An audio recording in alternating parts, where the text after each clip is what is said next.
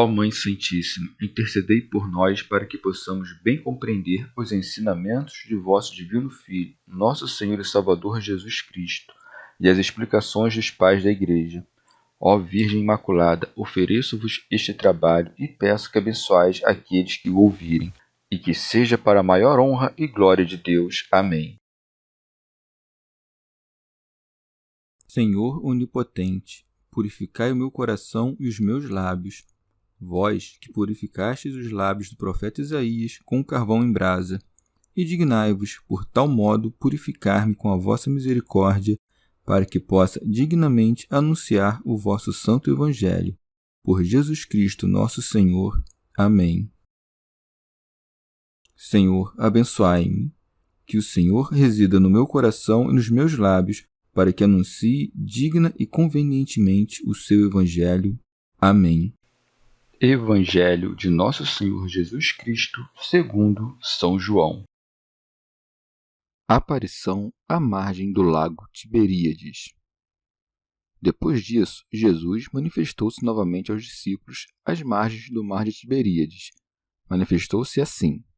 Estavam juntos Simão Pedro e Tomé, chamado Dídimo, Natanael, que era de Caná da Galiléia, os filhos de Zebedeu e 2 outros de seus discípulos. Simão Pedro lhes disse: Vou pescar. E eles lhe disseram: Vamos nós também contigo. Saíram e subiram ao barco, e naquela noite nada apanharam. Já amanhecera. Jesus estava de pé na praia, mas os discípulos não sabiam o que era Jesus.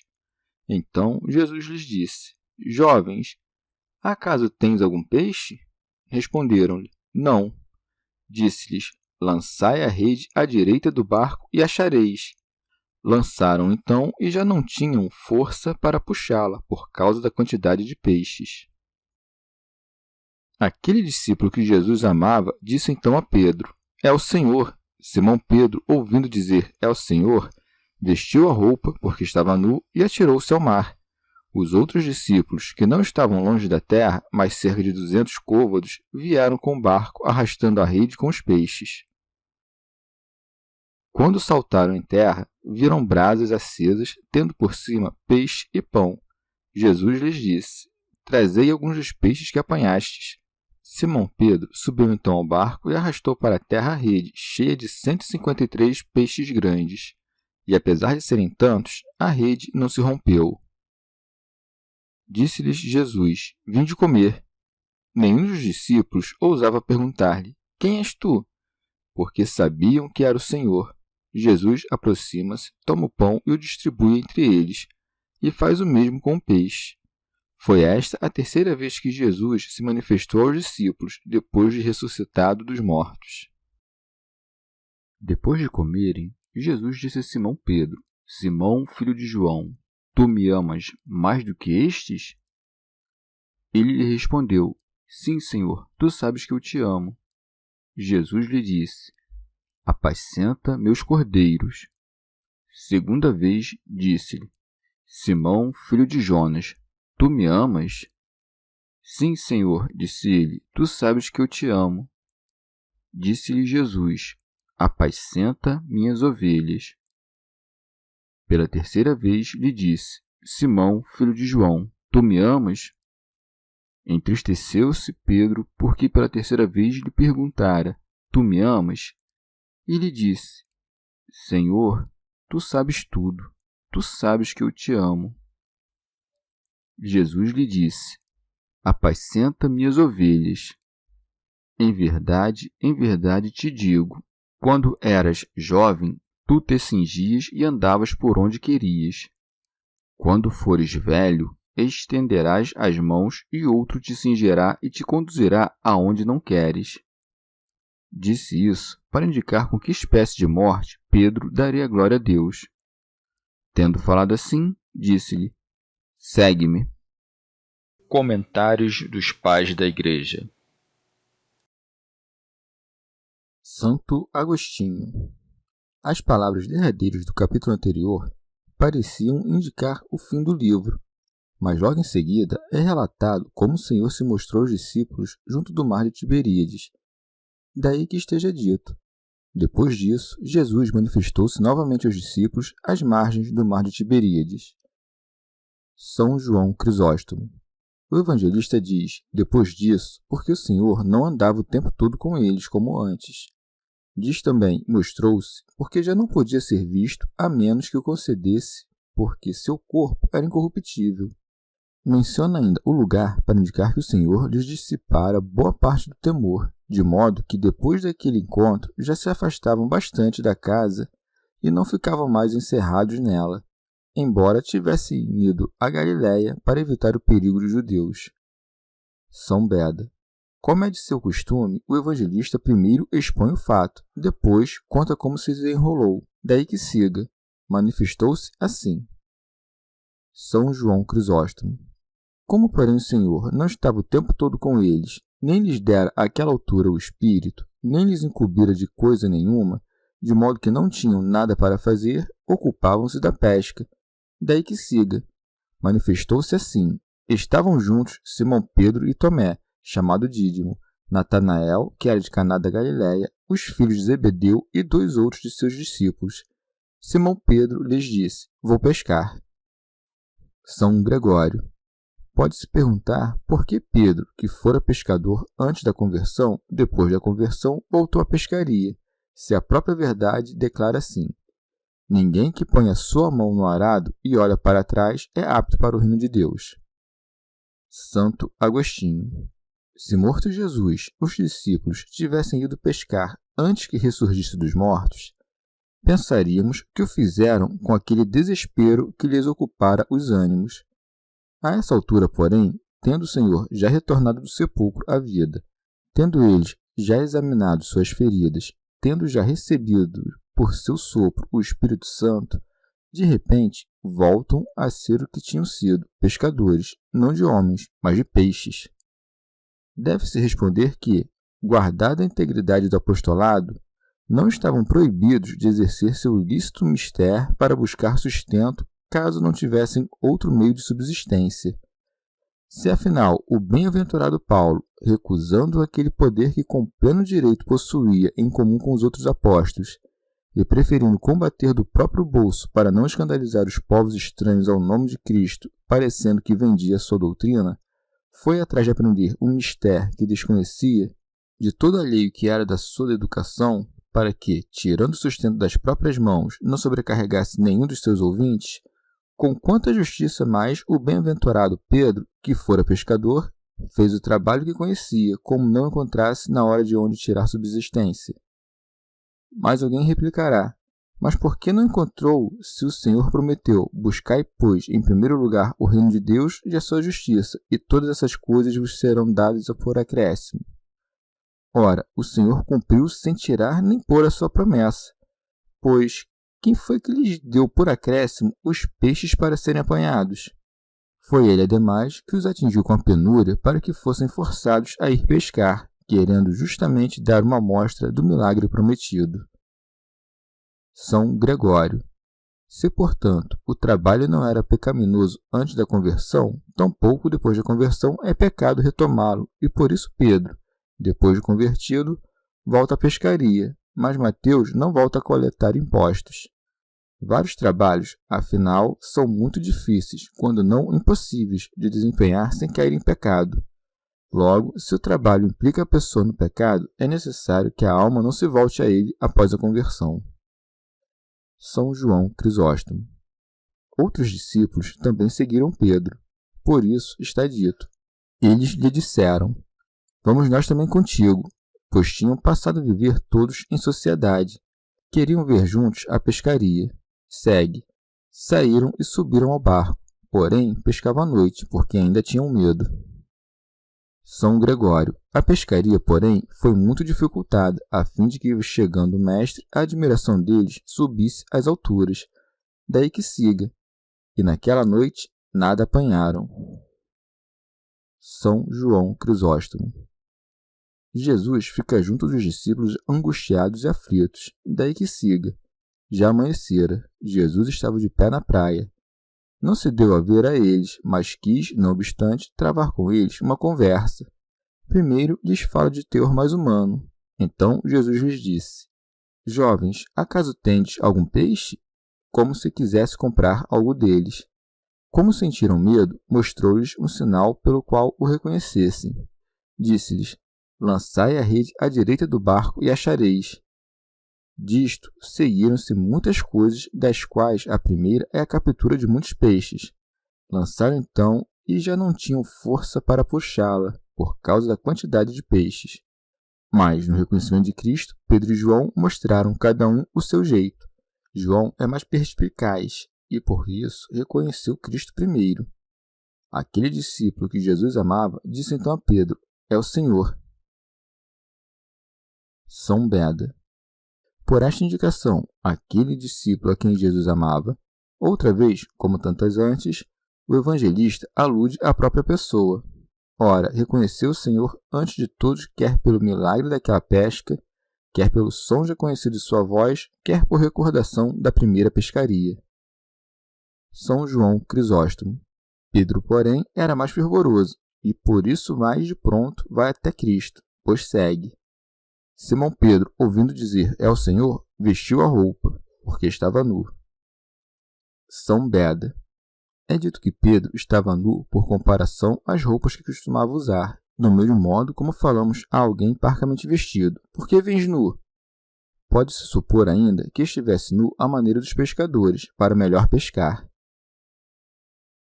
Teofilacto Diócrida. Que Pedro tenha se cingido é sinal de pudor. Cingiu-se, ademais, do manto de linho, com que se enrolam os pescadores fenícios e tírios, quer quando estão nus, quer sobre o resto da indumentária. São Beda. Pedro vai até Jesus com o mesmo ardor que o impelira tantas vezes antes. Daí que siga, e atirou-se ao mar. Os outros discípulos foram na barca. Não se pense, porém, que Pedro tenha ido caminhando sobre as ondas, mas sim a nado, ou mesmo a pé, já que estavam perto da terra. Segue. Não estavam distantes da terra senão 200 côvados. Comentário de São Tomás de Aquino em forma de glosa. Há aqui uma interpolação, pois segue. Tirando a rede cheia de peixes, a ordem direta seria: os outros discípulos foram na barca, tirando a rede cheia de peixes, pois não estavam distantes da terra, senão 200 côvados. São João Crisóstomo. Refere em seguida outro milagre. Quando saltaram em terra, viram brasas acesas, tendo por cima peixe e pão. Nosso Senhor já não tira os milagres da matéria preexistente, mas os opera de modo ainda mais admirável, mostrando como, antes da crucificação, por algum desígnio especial, empregava a matéria preexistente para produzir os milagres. Santo Agostinho. Não devemos aqui entender que também o pão estivesse sobre a brasa. O que o evangelista quis dizer é que viram as brasas acesas, o peixe em cima delas e viram também o pão. São João Crisóstomo. Para provar que não era miragem que viram, Nosso Senhor manda que tragam 2 peixes que pegaram. Pois segue. Jesus lhe disse: trazei alguns dos peixes que apanhastes. Depois se produz ainda outro milagre, já que aquele montão de peixes não rasgou a rede. Daí que siga. Simão Pedro subiu então ao barco e arrastou para a terra a rede cheia de 153 peixes grandes. E apesar de serem tantos, a rede não se rompeu. Santo Agostinho.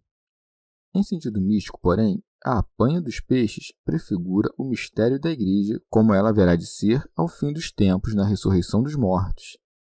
E para melhor ilustrar a prefiguração desse mistério, o evangelista interpolou entre o último capítulo e este a aparente conclusão do livro, para que servisse de proênio à narrativa que se seguiria.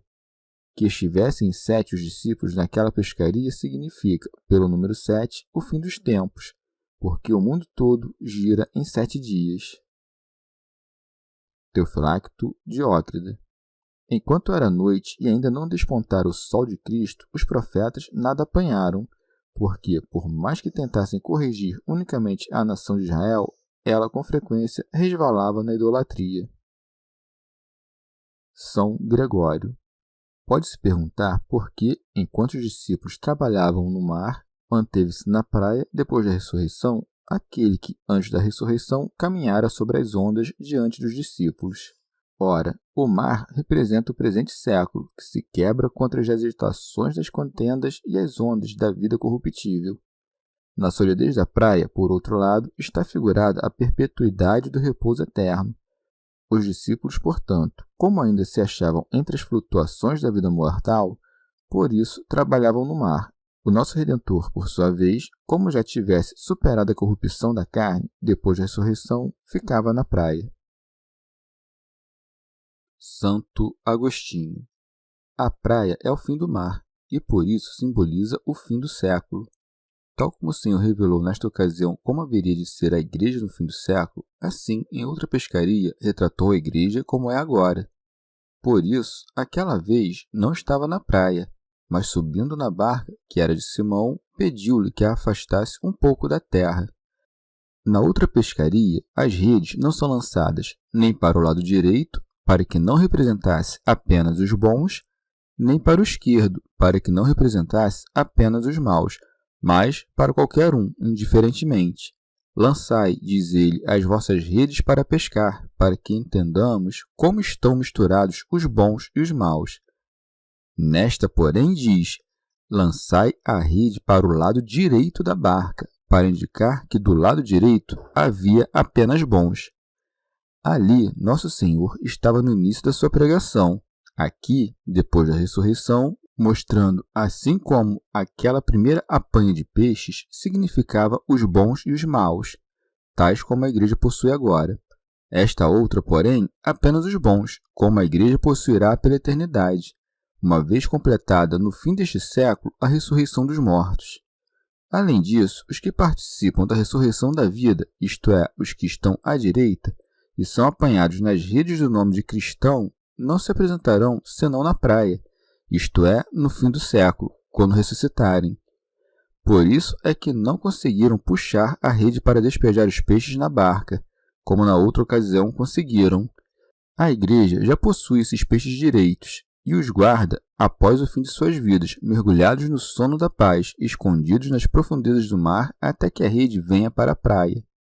E nas duas barcas da primeira pesca e nos 200, 100 e 100 côvados desta, penso que estão figurados os eleitos dos dois povos, o da circuncisão e o do prepúcio. São Beda. Ou ainda, nos 200 côvados está expressa a dupla virtude da caridade, pois pelo amor de Deus e do próximo nos aproximamos de Cristo. Já o peixe assado é Cristo supliciado, pois dignou-se de viver escondido sob as águas da raça humana, deixou-se apanhar no laço da nossa noite e, depois de se fazer peixe para nós por sua humanidade, fez-se para nós pão, restaurando-nos com sua divindade. São Gregório. Ora, a Pedro foi confiada a Santa Igreja. A ele, em especial, é dito: apascenta as minhas ovelhas. O que mais tarde seria expresso às claras na voz, aqui é significado no ato. Pedro, com efeito, puxa os peixes para a solidez da praia, porque é ele que mostra aos fiéis a permanência da pátria eterna. Isto é o que fez com palavras. Isto é o que fez nas epístolas. Isto é o que faz todos os dias com sinais milagrosos. Mas, depois de ser dito que a rede estava cheia de peixes, é precisada a quantidade, de 153 peixes grandes. Santo Agostinho. Na outra pescaria, o número de peixes não é indicado como para cumprir aquilo que foi predito por meio do profeta. Eu quis anunciá-los e falar deles, mas a sua multidão é inumerável. Aqui, porém, o número é precisado, e isso pede uma explicação. O número que significa a lei é o 10, por causa do decálogo. Quando a lei se junta à graça, isto é, quando a letra se ajunta ao espírito, de certa forma, o 7 é somado ao 10, pois o 7 representa o Espírito Santo, a quem compete propriamente a santificação. Ora, na lei, a santificação soou pela primeira vez no 7º dia. O profeta Isaías também o exalta por sua obra ou dom septiforme. Quando, portanto, o Espírito Santo se junta à dezena da lei pelo número 7, resultam 17, número este que, somado a todos os números anteriores do 1 até si mesmo, chega a 153. São Gregório. Multipliquemos por 3 o 17 e chegaremos a 51. Ora, no 50º ano, todo o povo descansa do trabalho. O verdadeiro descanso, porém, está na unidade, e onde a divisão produz discórdias, não há verdadeiro descanso. Santo Agostinho. Este número, portanto, não indica que ressuscitarão para a vida eterna apenas 153 santos, mas todos os pertencentes à graça do Espírito. Possui também 3 vezes o 50 e sobre isso o próprio 3, em referência ao mistério da Trindade. Ora, o 50 é completado multiplicando-se o 7 pelo 7 com o acréscimo do 1. A adição do 1, por seu lado, serve para indicar que os santos são todos um. Além disso, não foi dito sem motivo que os peixes eram grandes, pois o Senhor, tendo recém dito, não vinha abolir a lei, mas completá-la em preparação do futuro dom do Espírito Santo, por cuja graça a lei pudesse ser completada. Poucas palavras depois acrescenta: o que os guardar e ensinar, esse será considerado grande no reino dos céus. Na primeira pescaria, a rede é rompida em sinal dos cismas. Aqui, porém, como naquela suma paz dos santos, não haverá nenhuma cisma. Importou que o evangelista dissesse, e apesar de serem tantos, a rede não se rompeu. Tendo os olhos naquela ocasião e que a rede se rompeu, por comparação com aquele mal enaltece este bem. Terminada a pesca, o Senhor chama-os para comer. Vinde comer. São João Crisóstomo. O evangelista aqui não diz que o Senhor comeu com eles, mas Lucas diz: e comia não porque sua natureza necessitasse ainda de comida, mas para condescender aos discípulos e dar-lhes a prova da ressurreição. Santo Agostinho. Os corpos dos justos na ressurreição não carecerão nem do lenho da vida para pôr-se a salvo da morte, quer por doença, quer por velhice, nem de quaisquer outros alimentos corporais para evitar a moléstia, quer da fome, quer da sede, porque estarão cobertos da graça segura e inviolável da imortalidade, de modo que, caso queiram, poderão comer não por necessidade, mas por possibilidade. Não é, com efeito, a capacidade de comer e beber, mas a necessidade que lhes será removida. Assim como, após a ressurreição, o nosso Salvador, envolto já da carne espiritual, porém verdadeira, consumiu comida e bebida com os discípulos, não por necessidade de alimentar-se, mas porque podia. Segue. Nenhum dos discípulos ousava perguntar-lhe: quem és tu? Ninguém ousava duvidar que era o Senhor, pois tamanha era a evidência da verdade que nenhum deles ousava, não digo negar, mas até mesmo ficar em dúvida, porque, se alguém tivesse duvidado, certamente teria perguntado. São João Crisóstomo. Ou ainda, o evangelista quer dizer com isto que os apóstolos já não tinham a mesma confiança que antes para falar-lhe, mas ficavam em silêncio e com muita reverência atentos a ele, e vendo sua forma alterada e cheia de assombro, nada ousavam perguntar, tomados de espanto. O medo por saberem que aquele era o Senhor refreava toda a pergunta, e comiam apenas do que lhes dava com anterior autorização. Neste repasto, não volta os olhos para o céu, nem faz nenhum daqueles atos humanos, mostrando que antes os fazia por condescendência. Daí se acrescenta: Jesus aproxima-se, toma o pão e o distribui entre eles, e faz o mesmo com o peixe. Santo Agostinho. Em sentido místico, o peixe assado é o Cristo crucificado. É ele o pão que desceu dos céus. Nele, a Igreja se incorporou a fim de participar da bem-aventurança eterna. Por isso foi dito: trazei alguns dos peixes que apanhastes, para que todos os que carregamos nessa esperança, pelo número 7 dos discípulos, no qual aqui está figurada a totalidade dos fiéis, saibamos comungar de tamanho sacramento e unir-nos à mesma bem-aventurança. São Gregório.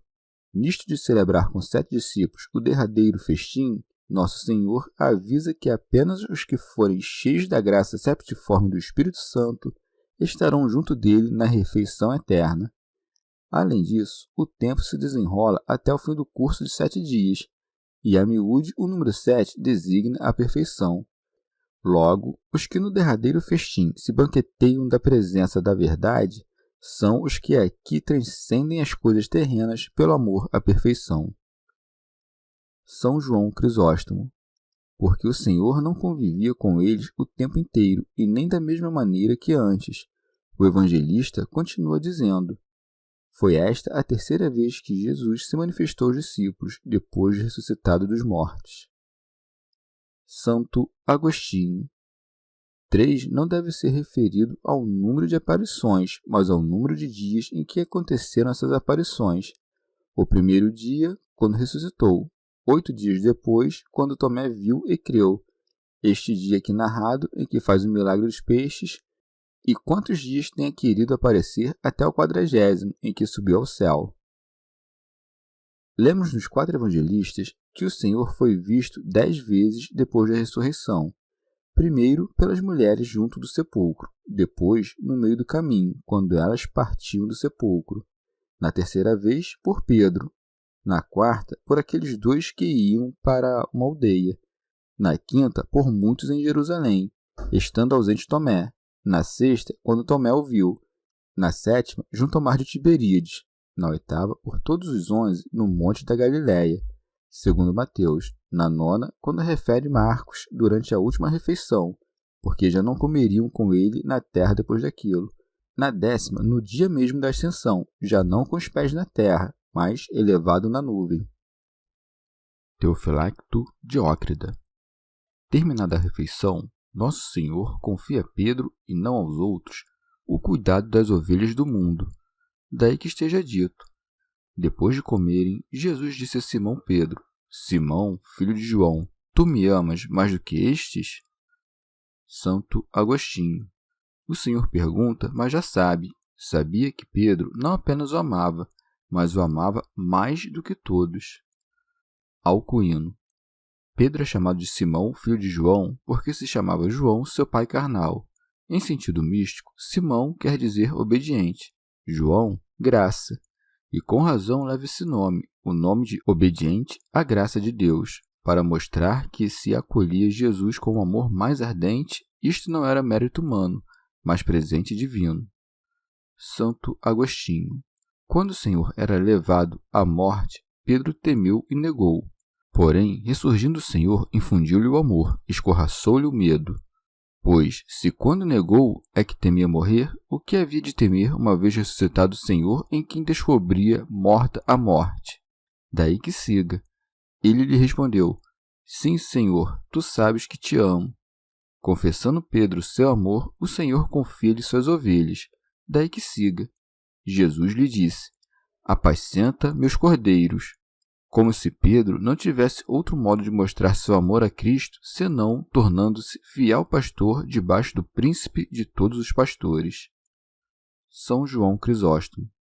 O que mais atrai sobre nós aquela benevolência que vem do alto é o cuidado com o próximo.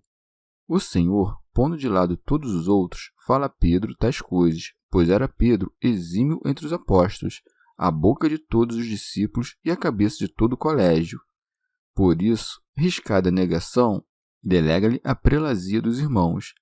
E nem mesmo o censura pela negação, mas diz: Se me amas, põe-te à testa dos meus irmãos, e mostra agora o teu fervente amor de que o tempo inteiro deste prova. E a vida que disseste que darias por mim, dá agora pelas minhas ovelhas. Segue. Segunda vez, disse-lhe: Simão, filho de João, tu me amas? Sim, Senhor, disse ele, tu sabes que te amo. Santo Agostinho. Com razão, Nosso Senhor pergunta a Pedro: Tu me amas? Diliges-me. E a resposta dele: Eu te amo, amo-te. Diz: Apacenta minhas ovelhas.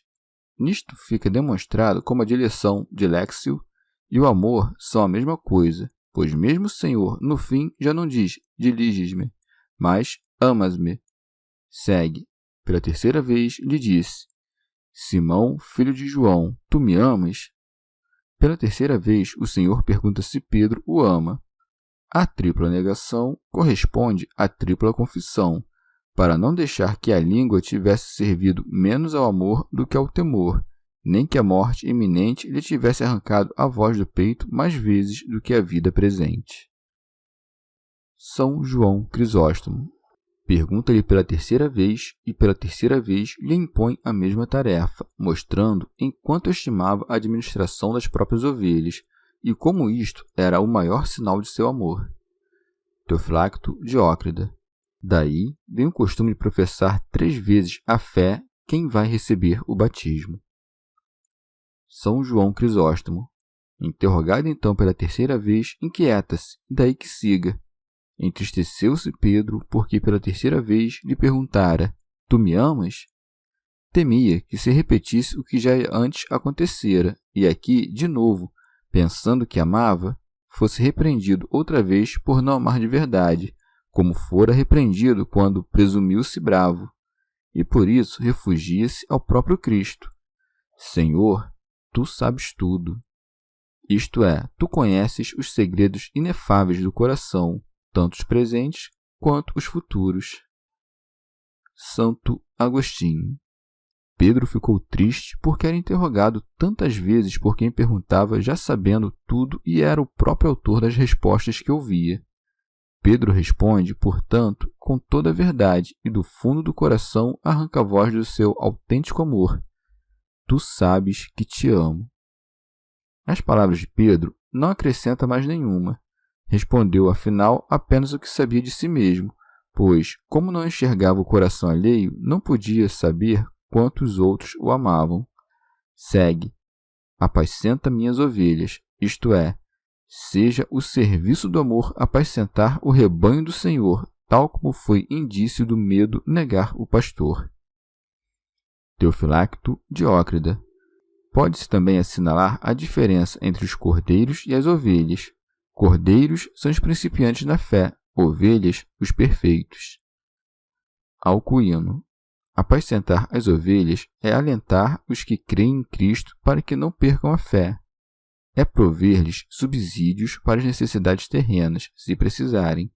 É prestar-lhes exemplos de virtudes além da palavra da pregação. É resistir aos inimigos da fé e corrigir os súditos desagarrados. Santo Agostinho.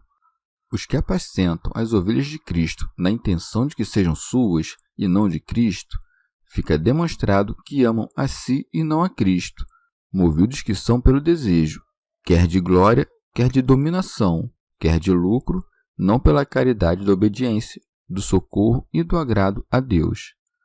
Não amemos, portanto, a nós, mas a Ele, e no pastoreio das suas ovelhas procuremos os interesses dele e não os nossos, pois quem quer que ame a si e não a Deus, não ama a si, pois quem não pode viver de si mesmo, morre de se amar. Ora, não podemos dizer que se ama quem se ama a ponto de perder a vida. Quando, porém, é amado aquele de quem emana a vida, ao não nos amarmos, mais nos amamos, porque não amamos nós mesmos, a fim de amarmos aquele por quem vivemos. Houve alguns servos infiéis que dividiram o rebanho de Cristo e com seus furtos adquiriram algumas cabeças de gado. E ouvimos-los dizer: aquelas ovelhas são minhas. Que queres com minhas ovelhas? Ai de ti se eu te encontrar perto das minhas ovelhas. Se nós chamamos as ovelhas de nossas e eles as chamam de suas, Cristo perdeu suas ovelhas. São João Crisóstomo. O Senhor, depois de perguntar a Pedro pelo amor que tinha por ele, agora prenuncia-lhe o martírio que por ele sustentaria, na intenção de nos ensinar de que forma cumpre amá-lo. Por isso diz: em verdade te digo, quando eras jovens, tu te cingias e andavas por onde querias. Lembra-o da primeira juventude, porque o jovem é útil para as coisas do século, mas, quando envelhece, torna-se inútil. Já nas coisas divinas não é assim. Alcançada a velhice, aí a virtude se aclara e a virilidade se afia, já em nada impedida pela idade.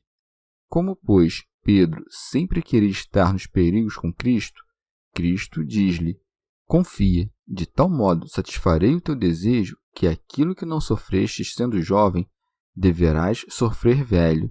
Daí que siga: quando fores velho, o que mostra que não era então nem jovem nem velho, mas homem feito. Orígenes. E repara como não é fácil encontrar alguém que esteja pronto para migrar logo desta vida. Daí que diz aqui a Pedro: quando fores velho, estenderás as mãos.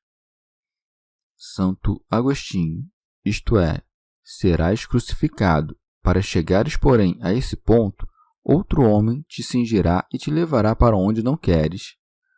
Primeiro disse o que aconteceria, depois como. Pedro, afinal, não foi levado aonde não queria, estando já crucificado, mas para que fosse crucificado. Queria, é certo, romper as amarras do corpo para estar com Cristo, mas desejava, se fosse possível, chegar à vida eterna sem passar pelo sofrimento da morte. Ora, a este sofrimento foi conduzido contra a sua vontade, mas por sua soberana vontade o venceu, deixando para trás esta fraqueza que incute em todos o medo de morrer, fraqueza tão inata que nem mesmo a velhice a pôde arrancar ao bem-aventurado Pedro. Mas sejam quais forem as penas da morte, devemos vencê-las pela força do amor com que amamos aquele que, sendo a nossa vida, por nós quis suportar até mesmo a morte. Pois, se o sofrimento da morte fosse pouco ou nenhum, não seria tão grande a glória do martírio. São João Crisóstomo diz: e te conduzirá aonde não queres, em vista da paixão natural da alma, que só a contragosto é separada do corpo, e isto graças a uma vantajosa resolução de Deus, que assim dispôs para que não muitos tirassem a própria vida por morte violenta. Em seguida, elevando o leitor às alturas da compreensão, o evangelista põe o seguinte: disse isso para indicar com que espécie de morte Pedro daria glória a Deus.